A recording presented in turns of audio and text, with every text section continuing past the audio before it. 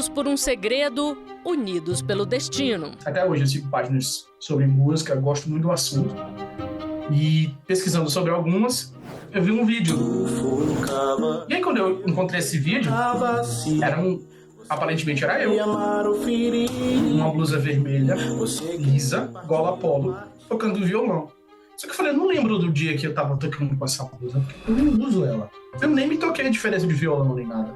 E aí eu ativei o áudio do vídeo. Eu estava cantando com a minha voz uma música que eu nunca tinha ouvido na minha vida. Sou de uma família de muitos primos e muitos irmãos, na verdade muitas irmãs.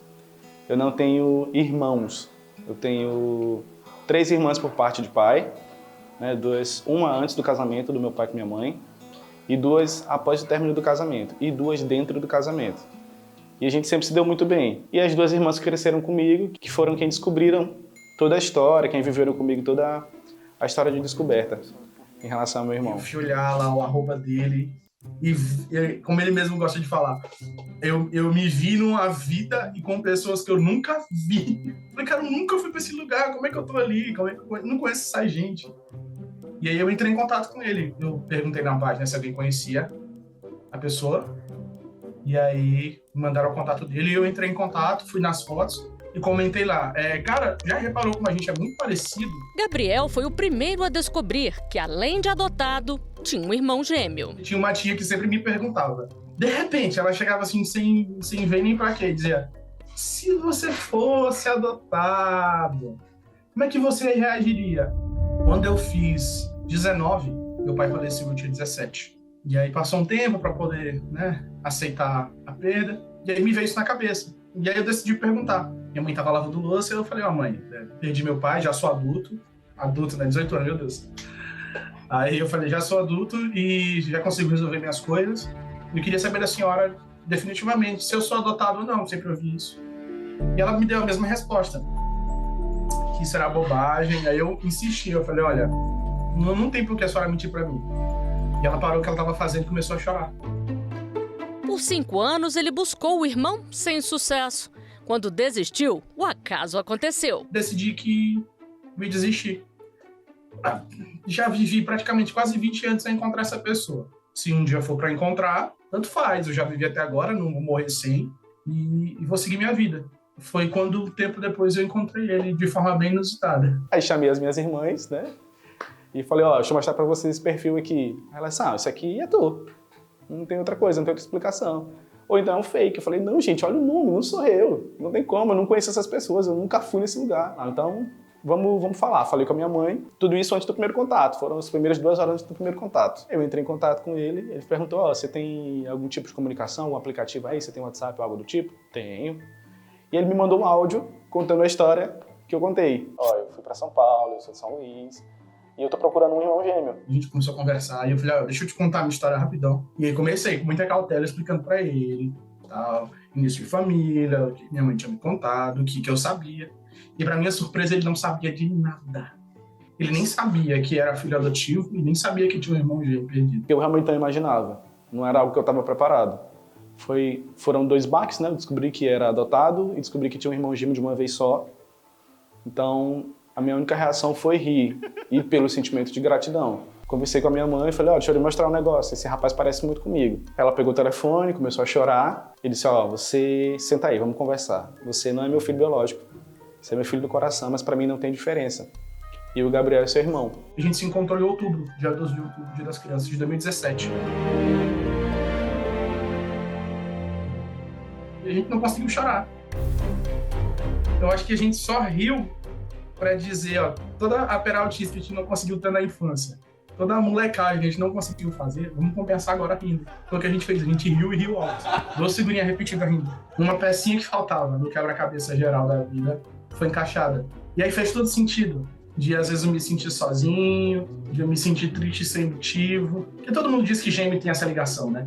De se sentir, às vezes vou sentir uma coisa, e a gente tem muito disso. Principalmente no começo, a gente tinha muito disso. Ampliou meus horizontes, passei a amar minha mãe ainda mais. Eu achei que não poderia amar minha mãe tanto quanto eu amava, e passei a amar mais ainda. Mesmo ela não sendo minha mãe biológica, ela deu tudo por mim, e foi tudo. Com o reencontro dos irmãos, todo o segredo foi revelado. Os pais adotivos de Gabriel não sabiam que a gravidez era de gêmeos E ao tentar adotar o segundo bebê, ele já tinha sido entregue a outra família. Os 2 irmãos chegaram a conviver no primeiro ano, mas perderam o contato quando a família de Gabriel se mudou. E o pai quis manter segredo com medo de perder o filho. Foi por esse motivo que ele pediu para minha mãe não contar. Não conta, porque eu acredito que quando ele souber, ele vai abandonar a gente, vai abandonar tudo e vai atrás da família. Mal sabendo ele que eu não fiz isso. Eu sou muito grato e agradecido. E por incrível que pareça, o pai de Vitor também, o pai adotivo dele, disse a mesma coisa, que não contasse para ele porque tinha medo de quando meu irmão descobrir a verdade e abandonar tudo. Só que foi justamente o oposto. Segredos também podem ser positivos, e nesse caso esse foi muito positivo, porque eu acredito que tem tempo para todas as coisas. E os meus pais compreenderam isso, meus pais adotivos e os pais de Gabriel também. E descobrir isso adulto ajudou a gente a reagir da forma correta, que é agradecendo e honrando os nossos pais, ao invés de se revoltar e brigar com Deus e o mundo. Com certeza, descobrir esse segredo adiado só me fez bem, porque eu só descobri quando eu tinha maturidade para processar toda a informação. Talvez em algum momento, em alguma situação de segredo, eu adiaria contar, como minha mãe fez. Eu não diria guardar. Eu vejo guardar como manter só para si, para ninguém nunca saber. Algo como uma coisa vergonhosa, sabe? E existe. Também pode ser que não. Mas no sentido da minha mãe, ela só adiou contar. Então acho que pro bem de algumas pessoas, para evitar algumas coisas, sim, eu adiaria. Mas guardar para mim, para ir pro túmulo comigo, acho que não.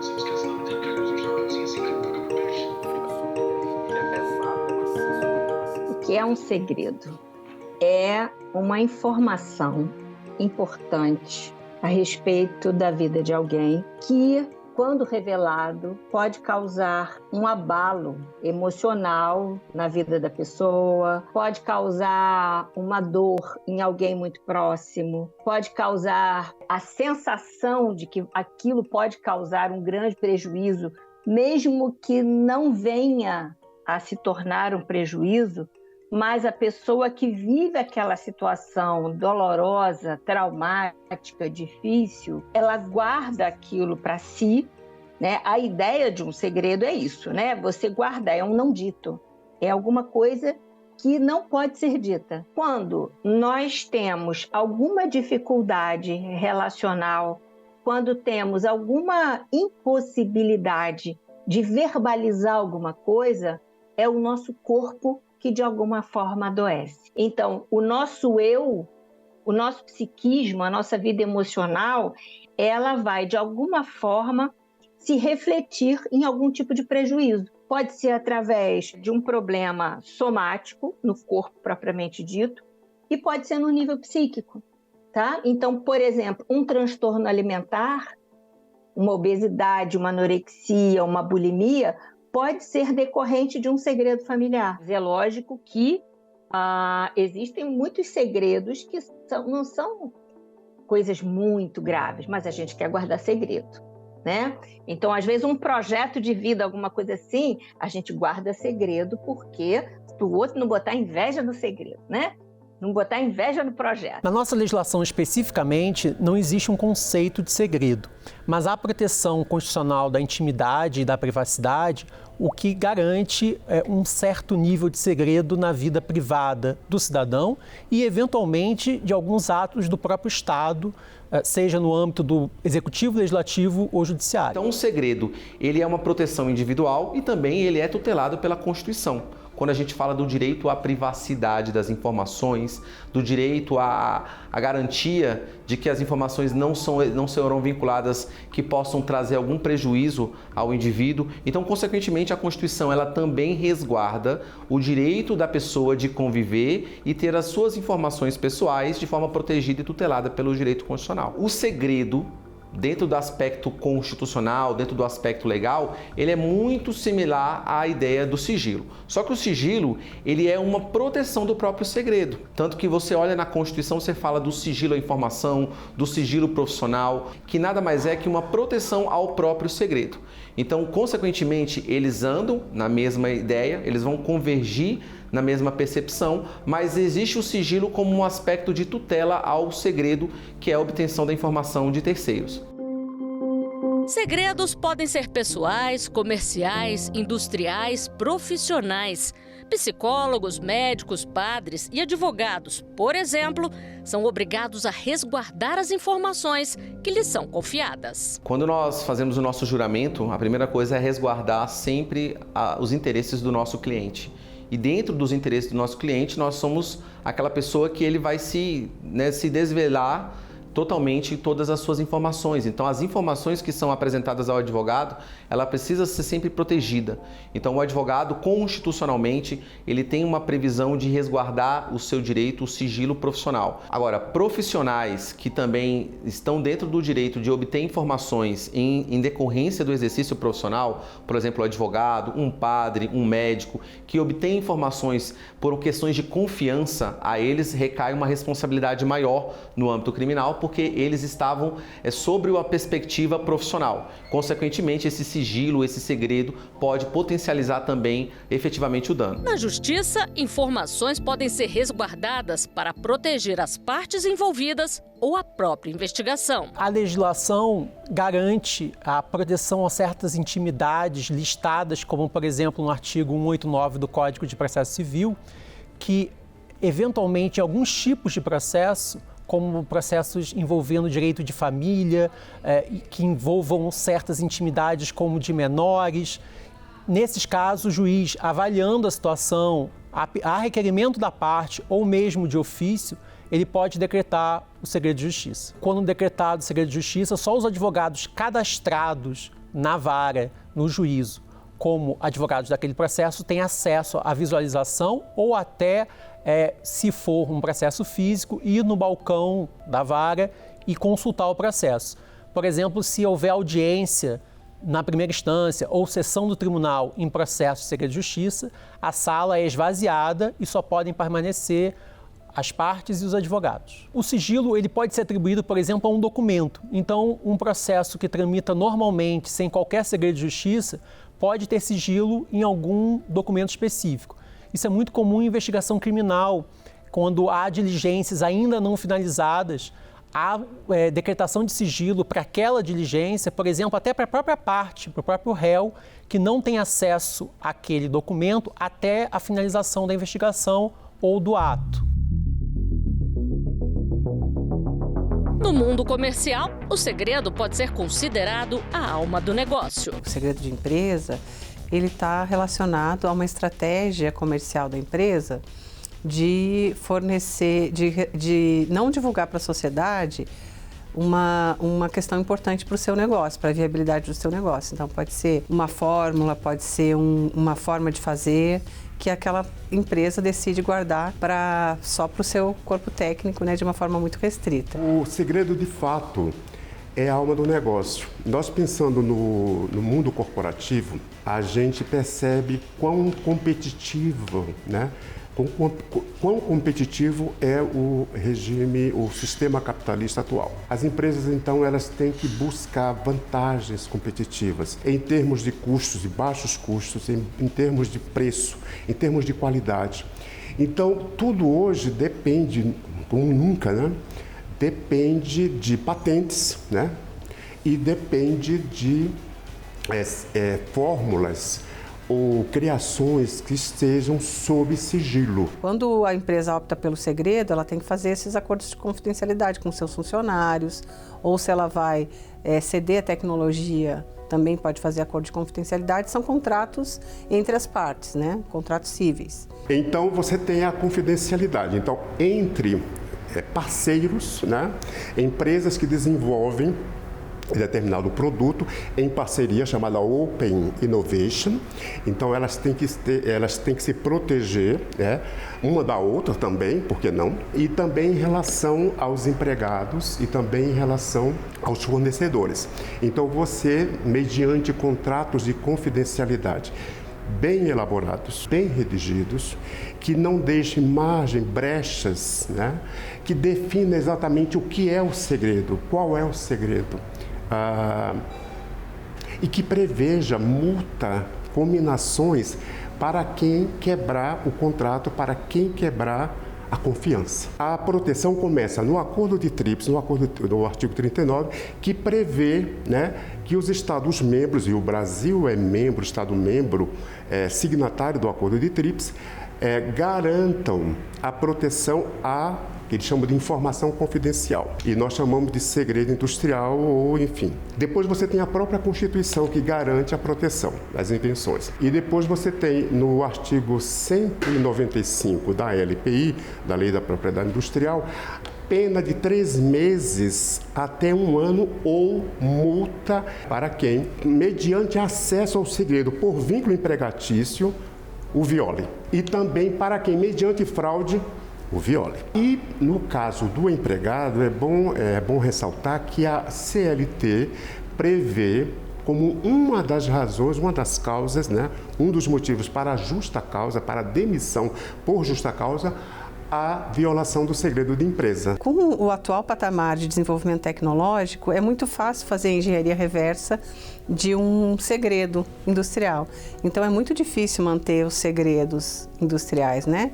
Às vezes a gente tem alguma fórmula relacionada a um item de alimentação, alguma questão assim, mas hoje em dia questões de engenharia é muito difícil manter o segredo, porque é possível descobrir, ainda mais hoje em dia com inteligência artificial, que propicia fazer vários relacionamentos de uma forma mais simplificada, relacionamentos complexos, né, mas de uma forma menos custo. Então, assim, a patente acaba sendo a forma mais segura de você ter esse conhecimento salvaguardado para o usufruto comercial da sua empresa mesmo, né? E se alguns profissionais são obrigados a manter segredos, outros são pagos para descobrir o que está escondido. Os tipos de investigações mais comum e procurado, em primeiro lugar está a investigação conjugal, a suspeita da traição no relacionamento.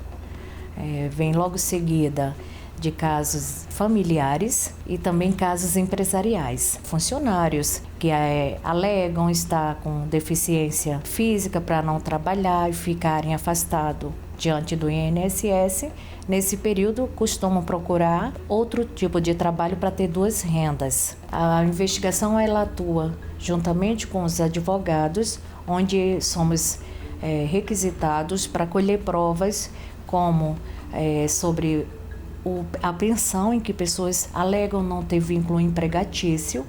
Muitos tiram o patrimônio do seu nome e colocam em terceiros.